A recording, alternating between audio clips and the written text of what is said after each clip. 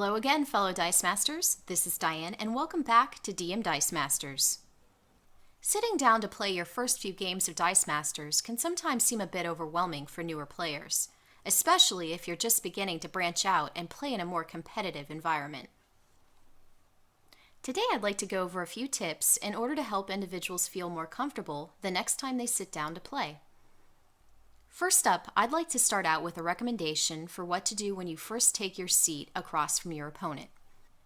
Before the game starts, and while you are getting settled in, take a moment to look over your opponent's team.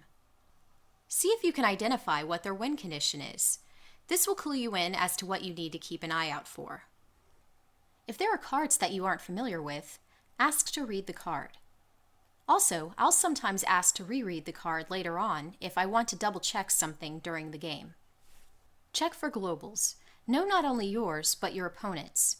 They might have something that is useful for your team, or they might have something that could be detrimental to your plans. It's always good practice to know what you might be getting into so you can adjust if need be. Make sure to check out what they brought for their basic actions. Are they something that might help you or harm you? Also, check to see if your basic actions are something that might help their team. In both scenarios, you might want to try to focus on buying the actions yourself, as to not give your opponent the upper hand. Next up, try to go into the game with your basic buy order planned out. Obviously, this might be more difficult in a draft situation than for a constructed event, but the principle is the same. If your plan is to be able to purchase a higher cost character later in the game, try to include a 3 or less cost character of that same energy type on your team. This will give you better chances of rolling the energy type you need.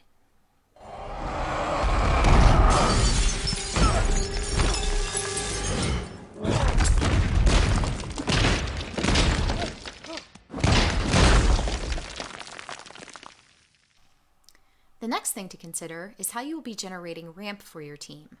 Remember, this will allow you to roll more dice each turn rather than the normal 4. If Professor X is on either yours or your opponent's team, then you will want to save your mask energy in order to use the global to ramp. However, let's assume that we do not have Professor X at our disposal.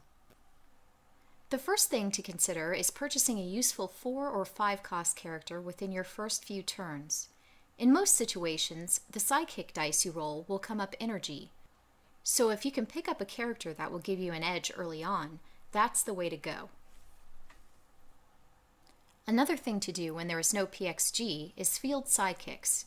It can be easy to fall into the habit of always trying to reroll sidekicks in the hopes of landing energy, but without Professor X, they do nothing more than clog your bag and potentially delay you from drawing the things that will help you win the game.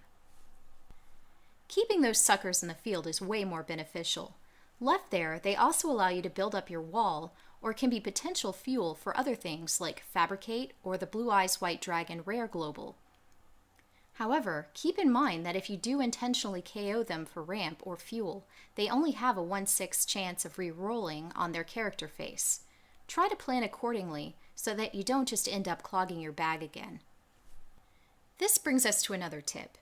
Pay attention to when your opponent attacks with sidekicks. Ask yourself if they are doing it in order to generate ramp.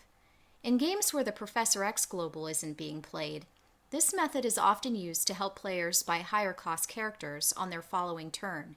Sometimes it might be worth it to take the hit to your life in order to slow down their plans. Other times, you might just want to KO their sidekicks in order to potentially thin out their field. This is due to the unlikelihood of them re-rolling back onto their character face. On the other hand, character dice are most likely going to re-roll on their character side. It may or may not be a good idea to KO them, depending on their abilities.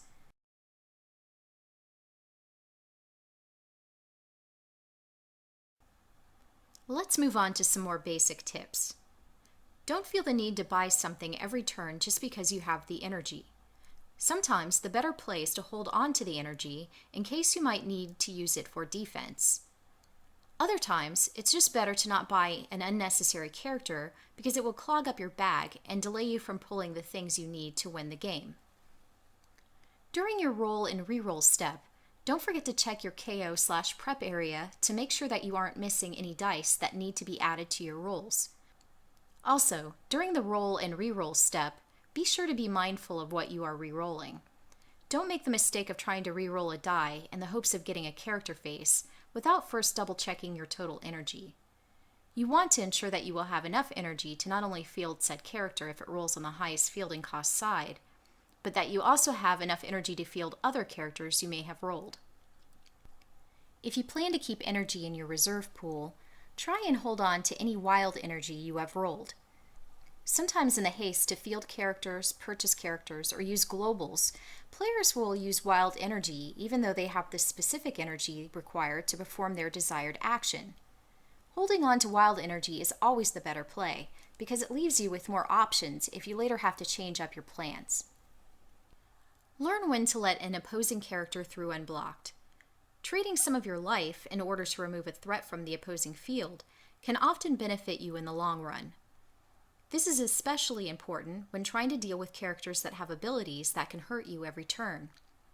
Serena, for example, can whittle you down rather quickly if left in the field to do her thing. A word of caution when employing this method to deal with annoying characters. Be sure to check your opponent's used pile before choosing to let attacking characters go through unblocked. You wouldn't want to take the damage from a character only to have it be drawn and possibly re-rolled on the player's next turn. Next up, check life points often and always be looking for lethal. And finally, and this is the most important, remember to have fun. This is a game after all.